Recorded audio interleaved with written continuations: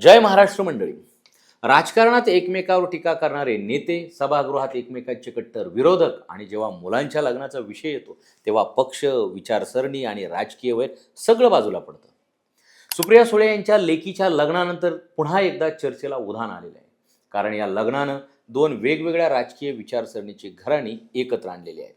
पण तुम्हाला माहीत आहे का, भारताच्या राजकारणात अशी अनेक हाय प्रोफाईल सोयरी झालेल्या आहेत ज्यांनी पक्षीय भिंतीच मोडून काढल्या. नमस्कार मंडळी, मी पी के वांडुलकर आणि तुम्ही पाहतात सत्ता मंच.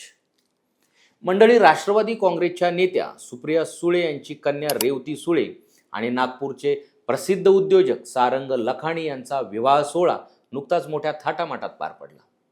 शरद पवारांच्या घराण्याची आणि राष्ट्रीय स्वयंसेवक संघाच्या पार्श्वभूमी असलेल्या कुटुंबाची ही सोयरीक चर्चेचा विषय ठरली.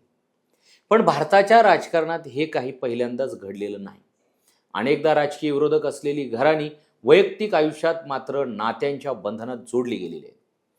काही विवाहांनी धर्माच्या सीमा ओलांडल्या, काहींनी पक्षीय मतभेदांना हरवले, तर काहींनी दोन प्रभावशाली राजकीय घराणी एकत्र आणली. आजच्या या व्हिडिओमध्ये आपण जाणून घेणार आहोत अशाच काही हाय प्रोफाईल राजकीय सोयरिकींबद्दल, ज्यामध्ये काँग्रेस, भाजप, राष्ट्रवादी, नॅशनल कॉन्फरन्स, शिवसेना आणि इतर पक्षातील नेत्यांची घराणी एकमेकांचे नातेवाईक बनलेली आहे. चला तर मग सुरुवात करूया त्या लग्नांपासून ज्याने संपूर्ण देशाचं लक्ष वेधून घेतलं होतं. सचिन पायलट आणि सारा अब्दुल्ला यांच्या प्रेमकथेपासून. राजकारणातील सर्वात चर्चित प्रेमकथांपैकी एक म्हणजे सचिन पायलट आणि सारा अब्दुल्ला यांची. काँग्रेसचे ज्येष्ठ नेते राजेश पायलट यांचे सुपुत्र सचिन पायलट आणि जम्मू काश्मीरचे माजी मुख्यमंत्री फारुख अब्दुल्ला यांच्या कन्या सारा अब्दुल्ला, दोघांची ओळख शिक्षणादरम्यान झाली आणि मैत्रीचे रूपांतर प्रेमात झालं. मात्र या विवाहाला सुरुवातीला विरोध झाला, कारण हा केवळ दोन राजकीय घराण्यांचा नव्हे तर दोन धर्मांचा मिलाप होता. अनेक अडथळ्यानंतर 2004 मध्ये दोघांनी विवाह केला आणि देशभरात या लग्नाची चर्चा रंगली. अरुण जेटली आणि संगीता डोगरा, भाजपचे दिवंगत नेते आणि देशाचे माजी अर्थमंत्री अरुण जेटली यांचे वैवाहिक आयुष्यही एका वेगळ्या राजकीय सोयरिकीचे उदाहरण आहे. त्यांनी काँग्रेसचे ज्येष्ठ नेते गिरधरलाल डोगरा यांच्या कन्या संगीता डोगरा यांच्याशी विवाह केला. राजकीय विचार वेगळे असले तरी वैयक्तिक नातेसंबंधावर त्याचा परिणाम झाला नाही. राजकारण आणि वैयक्तिक आयुष्य यांच्यातील सीमारेषा कशी वेगळी असू शकते याचे हे उत्तम उदाहरण मानलं जातं. चंद्रबाबू नायडू आणि भुवनेश्वरी. आज तेलुगू देशम पक्षाचे प्रमुख आणि आंध्र प्रदेशाचे मुख्यमंत्री असलेले चंद्रबाबू नायडू एकेकाळी काँग्रेसमध्ये होते. 1981 मध्ये त्यांनी NT रामाराव यांच्या कन्या भुवनेश्वरी यांच्याशी विवाह केला. विशेष म्हणजे त्यावेळी NTR यांनी तेलुगू देशम पक्षाची स्थापना केलेली नव्हती. नंतर NTR यांनी काँग्रेस विरोधात मोठा राजकीय पर्याय उभा केला आणि त्यानंतर चंद्रबाबू नायडू यांनीही काँग्रेस सोडून तेलुगू देशम पक्षात प्रवेश केला. आज तेच पक्षाचे सर्वात मोठे नेते आहेत. प्रफुल्ल पटेल आणि RV देशपांडे कुटुंब.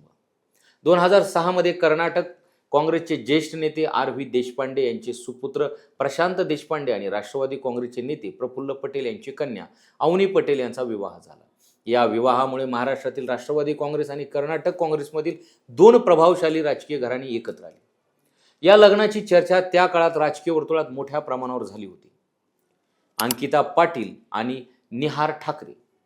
माजी मंत्री हर्षवर्धन पाटील यांच्या कन्या अंकिता पाटील आणि ठाकरे कुटुंबातील निहार ठाकरे यांचा विवाहही चर्चेचा विषय ठरला होता. एका बाजूला काँग्रेस आणि नंतर राष्ट्रवादीशी संबंधित राजकीय प्रवास असलेले हर्षवर्धन पाटील, तर दुसऱ्या बाजूला शिवसेना प्रमुख बाळासाहेब ठाकरे यांचे कुटुंब. या सोयरिकीने महाराष्ट्राच्या राजकारणात वेगळीच चर्चा निर्माण केली होती. रविशंकर प्रसाद आणि राजीव शुक्ला यांचे कौटुंबिक नाते.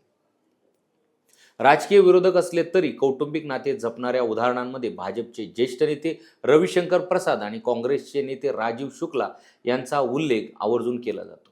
रविशंकर प्रसाद यांची बहीण अनुराधा पटेल या राजीव शुक्ला यांच्या पत्नी आहेत. राजकीय मंचावर विचार वेगळे असले तरी कौटुंबिक नात्यामध्ये कोणताही कटुता आलेली नाही.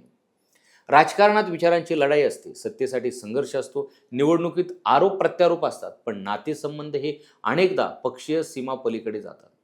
सुप्रिया सुळे यांच्या कन्या रेवती सुळे यांच्या विवाहामुळे पुन्हा एकदा हेच सिद्ध झालेलं आहे की राजकारणात विरोध असला तरी वैयक्तिक आयुष्यातील नाती आणि संबंध यांना वेगळं स्थान असतं. तुमच्या मते अशी राजकीय सोयरिकीमुळे पक्षामधील दरी कमी होते का? तुमचं मत आम्हाला कमेंटमध्ये नक्की सांगा आणि अशाच राजकीय अपडेटसाठी सत्ता मंच या चॅनलला सबस्क्राईब करा आणि इन्स्टा पेजला फॉलो करा.